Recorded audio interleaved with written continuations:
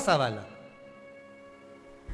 तो प्रदोष व्रत का नियम जो आप ले रहे हैं, प्रदोष व्रत को जो आप श्रवण कर रहे हैं उसको जरा ध्यान से सुनिएगा। सबसे पहले स्नान ब्रह्म मुहूर्त का, सुबह का, उसके बाद में फिर आसन पर बैठकर भगवान की भक्ति को धारण करना, ये प्रदोष का मूल तत्व।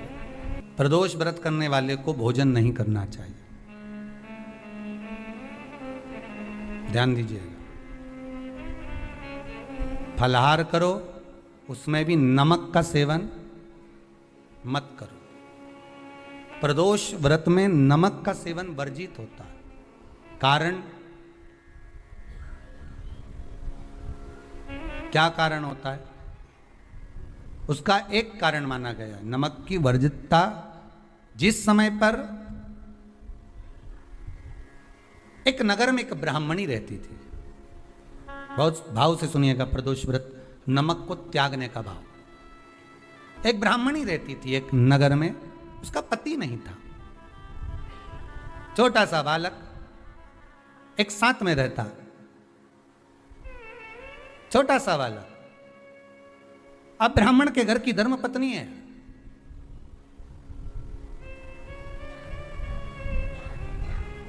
ब्राह्मण कर्मकांड करने वाला, पूजन करने वाला, पाठ करने वाला, अनुष्ठान करने वाला, पूजन करने वाला, मंत्र जाप करने वाला, भगवत भक्ति में डूबने वाला।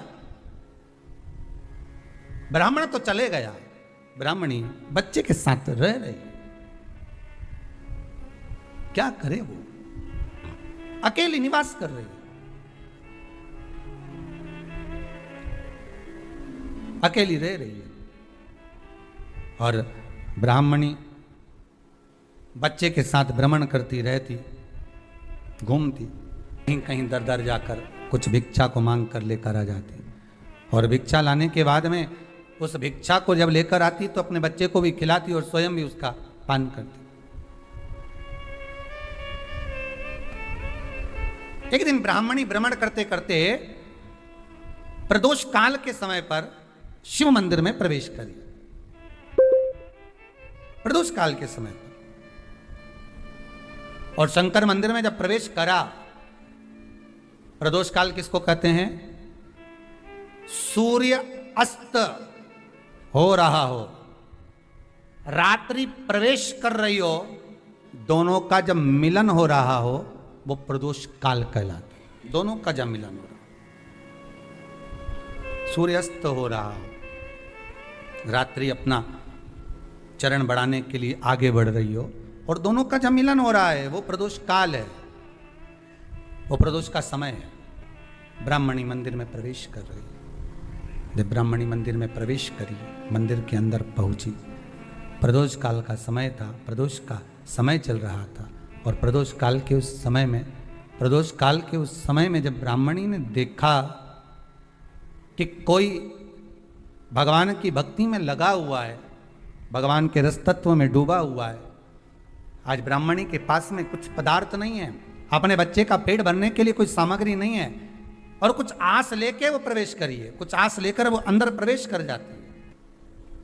कोई ऋषि की पत्नी, कोई ब्राह्मण जन की अर्धांगिनी उस प्रदोष के समय पर शंकर का अभिषेक पूजन कर रही थी, भगवान शिव की आराधना कर रही थी, भगवान की भक्ति में डूबी हुई थी, कुछ पाने के लिए चली गई। ये कुछ पाने के, और इसके मन में आया कि मैं कुछ, मुझे भोजन का कोई पदार्थ मिल जावे, मुझे कुछ भोजन मिल जावे, और जब मुझे भोजन मिल जाएगा तब मैं जो पाऊंगी अपने बच्चे को भी पाऊंगी। पर जिस मंदिर में वो प्रवेश करी थी, जहाँ पर नारी पूजन कर रही थी शंकर की प्रदोष काल में, वहाँ पर पड़ी हुई कुछ वस्तु को इस ब्राह्मणी ने मांग लिया। मेरे बालक को बहुत भूख लगी है, मेरा बच्चा बड़ा भूखा है, इसके भोजन के लिए थोड़ी सी सामग्री दे दीजिए, इसके भोजन के लिए थोड़ा सा कुछ रस तत्व दे दीजिए। उसने उठाया थोड़ा सा पदार्थ, कुछ जो उसके पास में था वो दिया। जब दिया तो देने के बाद जब उसे प्राप्त हुआ और होने के बाद में जब वो मिल गया उसको, तो उसने उस समय पर उस पदार्थ को जैसे ही मुख में लिया, लेते ही कहा इसमें तो स्वाद नहीं है।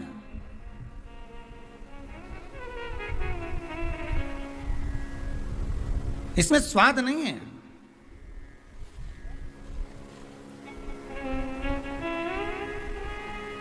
उस ब्राह्मणी ने बड़ा सुंदर एक संवाद कहा।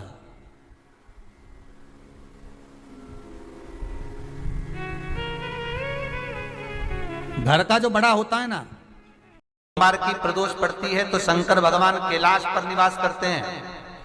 मंगलवार की प्रदोष पड़ती है तो शिव काशी में निवास करते हैं।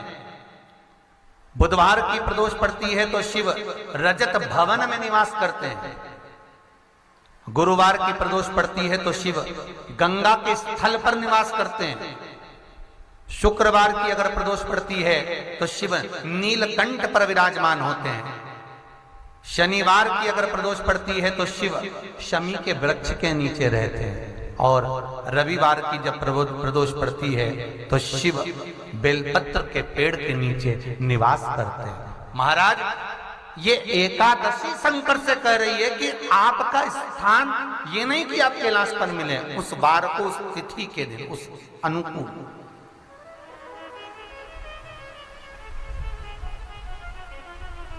हमारे यहां कहते हैं सोमवार की जो प्रदोष पड़ती है वो इच्छा पूर्ति करती है। मंगलवार की प्रदोष रोग से मुक्ति देती है।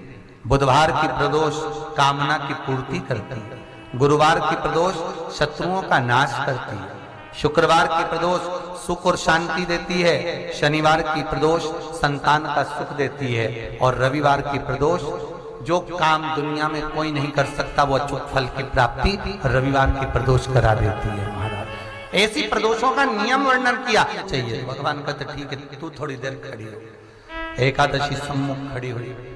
पार्वती जी ने जिस अंगुष्ठ का जल पीने के लिए लिया था हाथ में, बस पीने ही वाली थी, शंकर भगवान ने वही हाथ में जल लेकर एकादशी के हाथ में उसको देकर कहा, ले, ये मेरे द्वारा निर्मित एक व्रत है जिसे त्रयोदशी के दिन तूने मांगा है, मैं तुझे देता हूं। आज इस व्रत का फल मैं तुझे प्रदान करता हूं। अब तू जिस जीवात्मा को लेकर जाएगी उसका पाप प्रबल नहीं होगा। किसी स्त्री, पुरुष, बालक, बुजुर्ग जो भी होगा जिसने प्रदोष का व्रत करा होगा, वो जीवात्मा को तू किसी फल की कामना से नहीं, स्वतः ही लेकर चली जाए। उसमें कोई कामना नहीं है। बन सके जीवन में 11 प्रदोष या 26 प्रदोष करने के बाद आप उसका उद्यापन कर कर विराम भी दे सकते। पर जीवन में एक बार प्रदोष का व्रत मौका मिले, जिस कामना से जिस दिन का भाव आपके मन में आए कि मुझे रोग से मुक्ति पाना है तो ये प्रदोष मुझे करना है, मैं रोग मुक्ति के लिए, हम जो भी आपके मन में आ रहा है, संतान प्राप्ति के लिए शनिचरी प्रदोष, आप उसका स्मरण करें। फिर लिखा शिव महापुराण में, बड़ा सुंदर लिखा वेदव्यास जी ने, मान लो आप प्रदोष का व्रत नहीं कर सकते, आप अगर व्रत नहीं कर सकते तो प्रदोष के दिन, प्रदोष काल में शाम का समय सूर्यास्त का कुछ पल, कुछ घड़ी के पहले से लेकर बाद तक का प्रदोष काल के अंतर्गत आप शंकर जी के मंदिर में जाकर 1 लोटा पानी, 5 बेलपत्र भी अगर समर्पित करते हैं तो संपूर्ण प्रदोष का फल आपके भाग्य में प्रबल हो जाए। तो की जिंदगी चल रही है, बेलपत्र लीजिए और 7 चावल के दाने बेलपत्र के मध्य वाली धरती पर रख लीजिए। जो बेटा बेटी बहुत प्रयास कर रहे हो, बहुत कंपटीशन एग्जाम दे रहे हो, बहुत मेहनत कर रहे हो और उसके बाद भी बहुओं का, बेटियों का, बेटों का अगर कहीं जॉब नहीं लग रहा और कहीं सिलेक्शन हो ही नहीं रहा और बहुत हार चुके हैं, तब एक बेलपत्र 7 चावल के दाने मध्य पत्ती पर 7 चावल के दाने, एक घिसे हुए चंदन की गोली, पीला चंदन को घिस कर उसकी एक गोली बनाए, एक गोली गोल कर शिवलिंग जैसी गोली बनाकर उस चावल के दाने पर रख लो। एक स्थान पर रखकर घर के अंदर ही उसका पूजन कर लो, कर दिए से आरती कर कर ऐसी ही बेलपत्र अशोक सुंदरी वाली जगह आकर रख दीजिए। ये किसी भी प्रदोष के दिन या किसी भी सोमवार की अष्टमी के दिन या किसी भी विशेष शिवरात्रि के दिन आप ये एक बार केवल करना है और अपने मन की कामना कर उसको रखकर बाबा को घी का 2 दिया लगाकर आ जाना है। मेरा भोलेनाथ आपका हाथ पकड़कर आपको कंपटीशन एग्जाम में विजय दिलाएगा। जिस महीने में जो प्रदोष पड़ा करे, जब प्रदोष पड़े, बन सके 1 बेलपत्र, बन सके 5 बेलपत्र, शमी पत्र, हरा मूंग